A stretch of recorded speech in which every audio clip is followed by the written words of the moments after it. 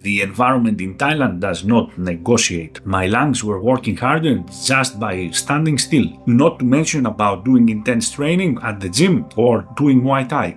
So the air, the heat and the humidity, they tried to keep me inside, but I refused. I engineered a way, like a protocol, so I can continue pushing. Let's start a few years ago when I first landed here in Thailand. Around end of January, I started feeling my breathing when I was training, gasping for air, something that never happened before in my life. And as I come from Greece, we have summers there that the temperatures hit easily 40 degrees Celsius, but nothing compares to the weather here and I guess in Southeast Asia in general. So initially I thought it was something else, maybe I have a problem, I have to go to the hospital. I started of course researching, and what I realized is that here in Thailand this is like the burning season. It starts from end of December, ends around April or May. This is about the farmers burning their crops so they can prepare for the new season. And this burning, along of course with the heat and the humidity, and sometimes some forest fires around here or the neighboring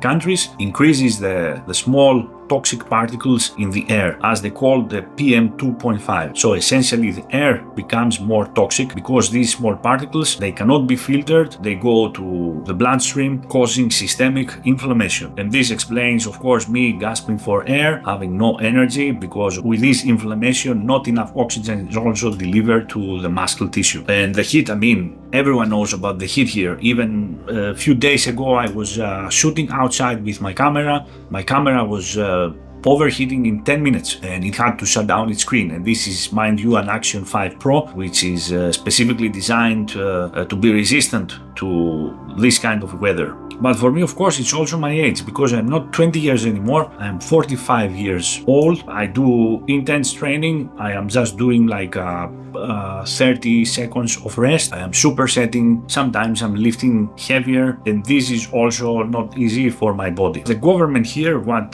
they recommended to people that have same issues like I have, they say stay inside, use air purifiers, minimize the time that you stay outside. I refuse to do that. I refuse to give up. As an individual that values sovereignty, I built a protocol. The idea of this protocol came from my trainer a few years ago when he saw me like gasping for air. He said, okay, maybe you try CO2-10. I said, okay, what is that? So I start researching. And before I go further, everything I'm about to share is my personal experience only, not medical advice. I am an engineer who solved a personal problem, not a physician, not a coach, and definitely not a fitness guru. I had full blood work done and was cleared by my doctor before starting this protocol. Every compound I mention is legally available in Thailand, some over the counter, some require a prescription. Any pharmacological intervention requires independent medical oversight. Your implementation and your results are your own responsibility. My protocol. Number 1, this is astaxanthin, a very potent natural antioxidant that helps my body to fight this inflammation caused by breathing these small particles. Number 2, ubiquinol helps the mitochondria to produce more energy cells, so actually gives fuel to your whole body and helps it to perform better. And number 3, this is tadalafil. To many of you, common name is Cialis. And of course, I know what you're gonna say. You're gonna ask me, is this not for erectile dysfunction? The answer is yes, but not only. What tadalafil is a very strong and powerful vasodilator. This helps me to deliver more blood faster to my body, so also more oxygen to my muscles. So these three combined, when I take them during this season, I can do intense training again, lift heavy, and have almost no problems with my breathing. Regarding dosage, for astaxanthin I take 6 milligram. For ubiquinol, I take 200 milligram.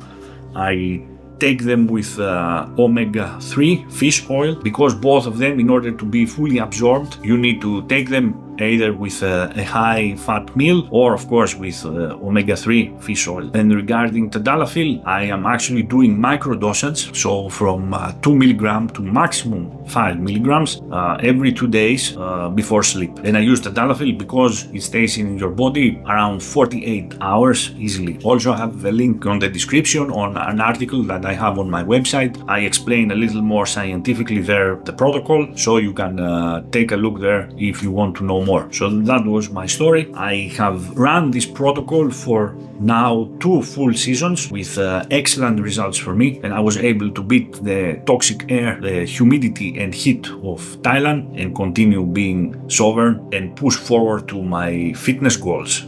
Thank you for watching. I will see you on the next video.